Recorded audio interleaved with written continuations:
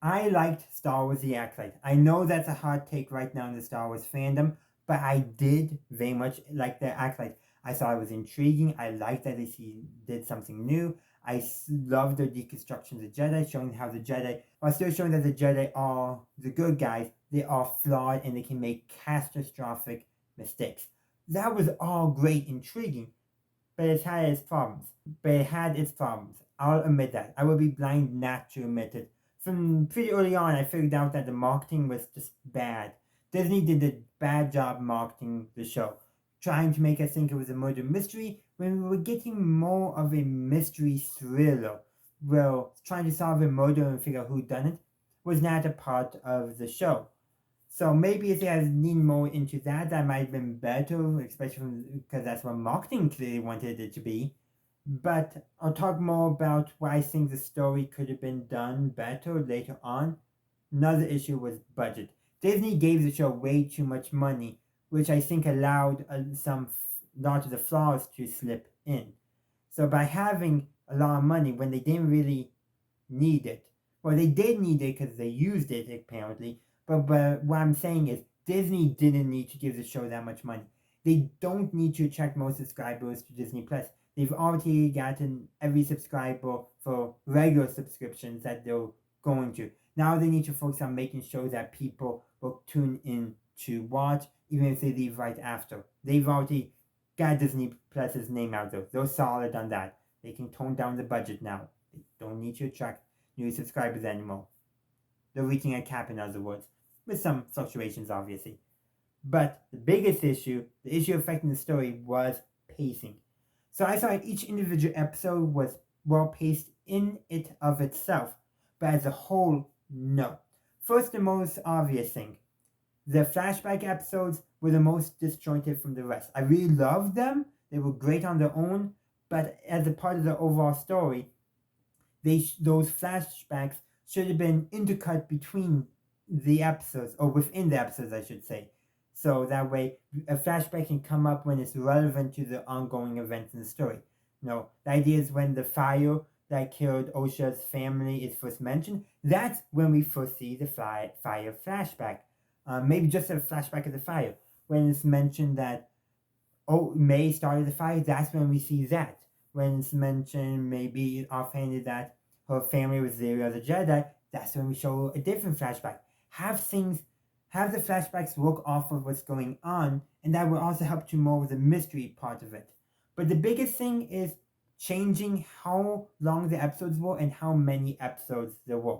Clearly, a Disney Plus, i.e., a network requirement that episodes have to be a certain length or within a certain range, and had to be 8 episodes total. And I think that greatly hurt the show because the show had to, I think, contract a few parts of the story and pad some other parts of the story.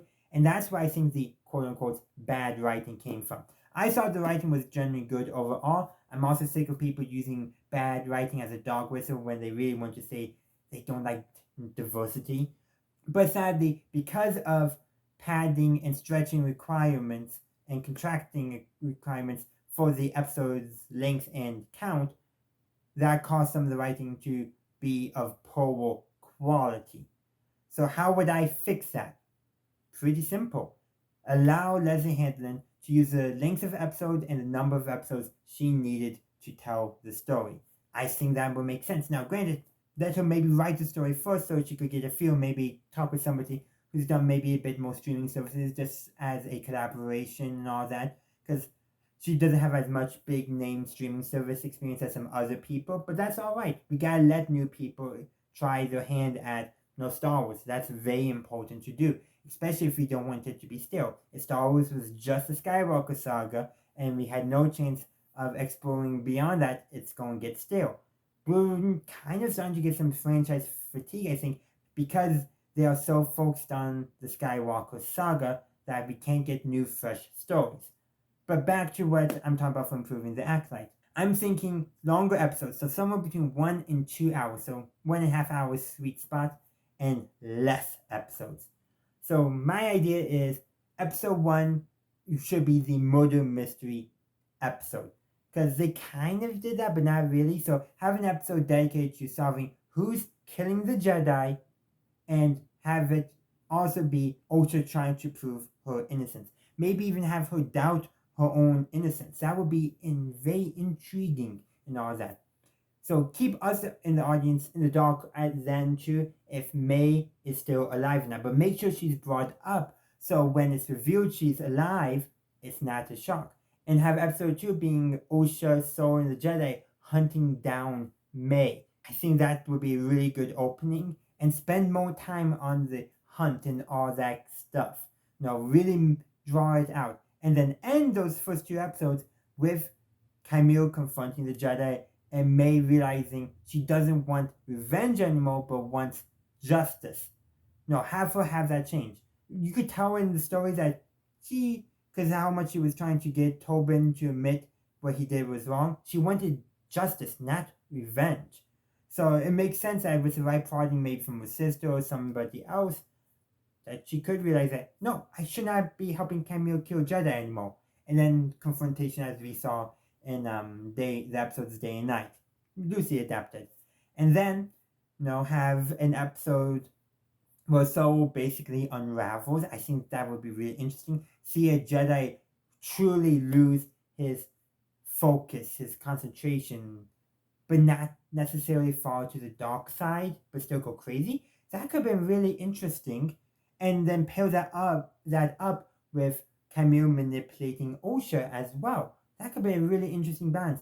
Seeing one, Jedi fall just because he loses his mind, and see another former Jedi fall because of manipulation. That could be a really interesting contrast, which they kind of did, but not enough. And I think, again, story issues. Again, I think that's because of where they needed to pad and stretch. And then have the last episode essentially be Osha confronting Soul, and then May confronting Camille. Have them both confront. Have basically all the characters confront each other, bring it all back to Brenduck like they did. That could have been really interesting. And then that would have, and then the Jedi could have come in and legitimately thought Soul had killed his fellow Jedi, even though if it was actually Camille. So much interesting stuff there that the episode had, but a few things here and there just didn't quite work. And one thing is, I think they did not do enough storyboarding. Now, most of what I suggested still keeps the core of the story they told, but would change a few points to better serve a differently paced story. And the thing is, the story itself of the Acolyte is golden, but it was paced wrong, and I think now that comes from how they had to structure the story to fit the number of episodes that had to be delivered.